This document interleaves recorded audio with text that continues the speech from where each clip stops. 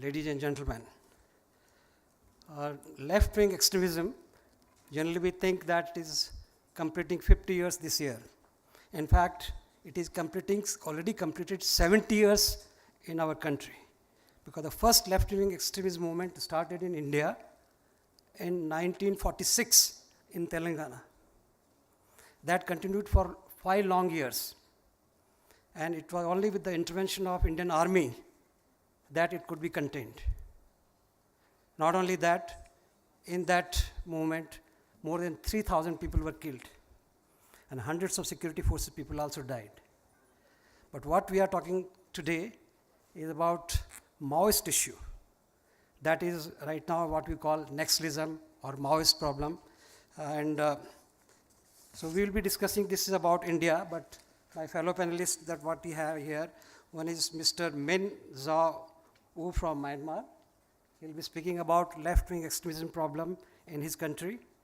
And then Mr. Aditya Adhikari from Nepal. He has authored a book, so he'll be sharing his experience or his perception about problem in his country. Then we have very distinguished editor, Mr. Srinivas Reddy. He is right now editor of Telangana Times. I think he has been dealing with this or writing on this issue for last 30 years plus. And then finally we have Mr. K. Durga Prasad to my right. He has been, I think I will call him a veteran who had been dealing with this Naxal problem for last 37 years in Andhra Pradesh. Andhra Pradesh, in my view, suffered the most in the country. Hundreds of people, policemen were killed during this movement. And I think this is also, we learned lessons from problems that we had. And also Andhra had been a success story which other states are trying to follow.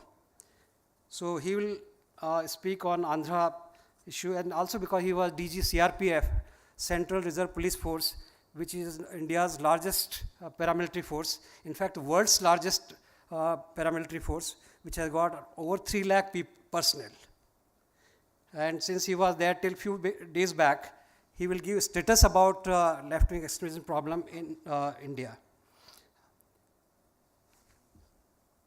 Next slide. I'll just give an overview of the problem, and then we'll ask the panelists to speak on their experience.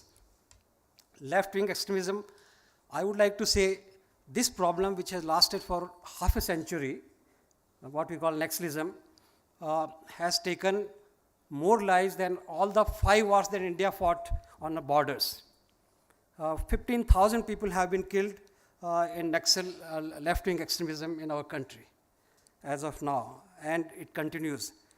In fact, I asked this question to many people who are handling or dealing with this issue, how long this problem will last, no one has an idea. But of late, the problem, this challenge has been properly tackled. But here, I would like to say why this problem started. This problem started in Naxalbari district, Naxalbari district of West Bengal. Naxalbari is a village where it started almost 50 years back, 1967. And this is a red corridor where that you can see from what we generally call it Pashupatinath to Tirupati. That was the situation in 2010. The situation has improved quite a lot. In 2017, you will see later on. But there are a number of regions here also. You will find that the attacks which have been carried out by Naxals have been stunning attacks against the Indian state. And I would like to mention, next. First thing, this we have to keep in mind that the cadres of left-wing extremists, they follow political power flows from barrel of a gun. Next. But no more they are depending on only gun. Now they have rocket launchers also. And you can see the number of rocket launchers which have been seized from Naxals in Chhattisgarh and other areas of our country. Next. Just see, in one single incident in 2010, 76 CRPF personnel were ambushed and killed.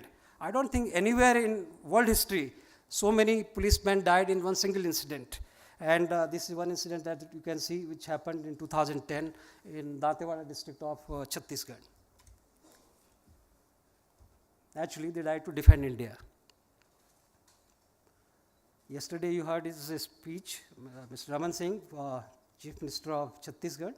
Next. This is yet another incident which happened in Nayagarh in 2008, which again jolted the state because the armory was looted and they took away 3,000 weapons and ammunition in 3 truckloads from Nayagarh. In fact, after that only the state created a force called Cobra, Commando Battalion for Resolute Action. The then Prime Minister, Mr. Raman Singh, he said enough is enough, something must be done to deal with this problem, and Cobra was created. Next. You can see some weapons which were looted by them and taken away in lorries. Next. Landmines continues to be the biggest challenge that forces deployed in Naxal areas are facing. And the crater which is created on account of explosion that takes place, the explosive that they use is not only 5 to 10 kgs, but sometimes 100 kgs to 200 kgs, because it's readily available in this area on account of mines that we have, coal mines which are there in this area. Because of all these things, former Prime Minister said Naxalism is the single biggest internal security threat that India ever faced, because this is one terrorist movement, you may call, which almost became pan-India. Almost 10 states were affected at one point of time, and presence of Naxals was there in many states. It's not that only states which had violent incidents were affected, and many places, including Delhi also. There are people who all the time spread, their ideology. Just see what actually, this I want to show, because many people have soft corner for left-wing extremists, but Naxals, they say they are good people, they are our friends. In fact, political leadership also at one point of time, many political leaders, they said they are patriots, they are good people, they are friends of poor people, tribals.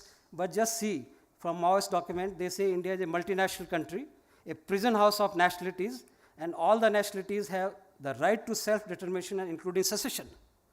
So in my view, they are secessionists, they are helping those people, but unfortunately, even in Delhi also, you find many intellectuals. Let me very clearly mention Delhi University at one point of time, and also in Jawaharlal Nehru University, people tried to romanticize Naxal movement, left-wing extremist movement.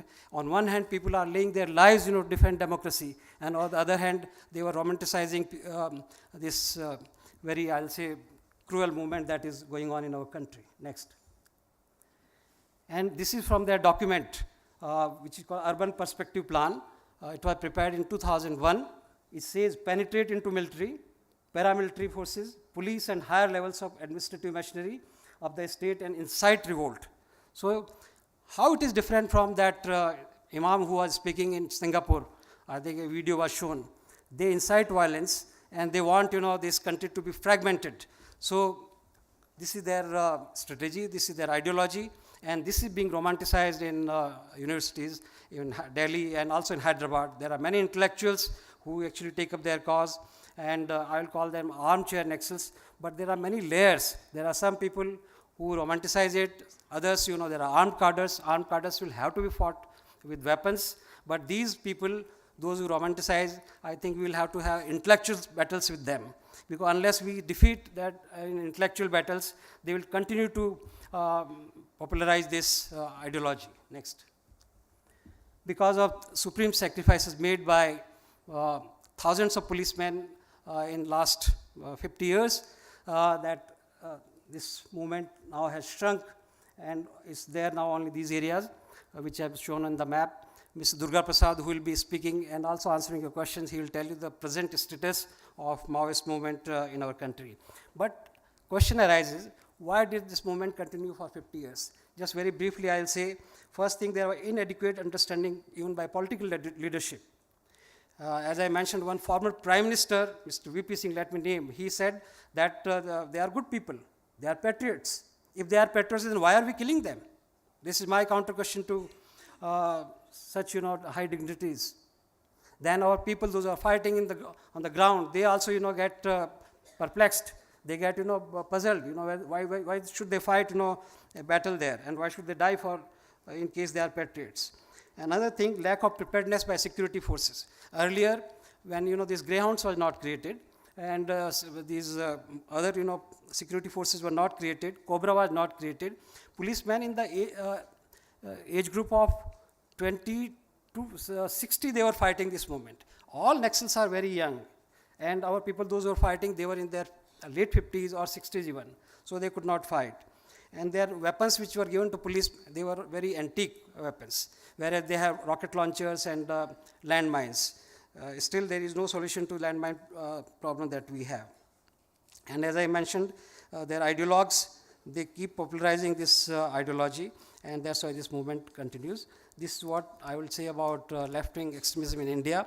But before I end, I'll say this movement has kept our growth story, has been slowed down on account of them, because they are there in the richest mineral area of our country, where we have a lot of forests, we have minerals, and they have not allowed development which should have taken place in our country. So the growth that we had, sometimes 8% GDP growth or even 11%, it would have been much more in case the most fertile region of our country had been allowed to have economic development. These Maoists, they have been blasting schools, they have been blasting culverts, they have been blasting bridges, they are not allowing construction of roads, they are not allowing construction of powerhouses, they have blasted even powerhouses also, they have killed political leaders also. In fact, our Honorable Chief Minister of Andhra Pradesh, he was attacked. I was there with him on that day when he was attacked. Earlier, as I told you, they have attacked our armories, they have attacked police stations, they have taken our weapons, they extort money from industrialists, those who are there in those areas, otherwise they burn their vehicles and damage their properties. So this movement has to be finished because it is a virus, and I will call it a very dangerous virus which must be wiped out from body politic of India. Thank you very much. And now I'll request Mr. Adhikari to speak about problem in Nepal. Thank you very much.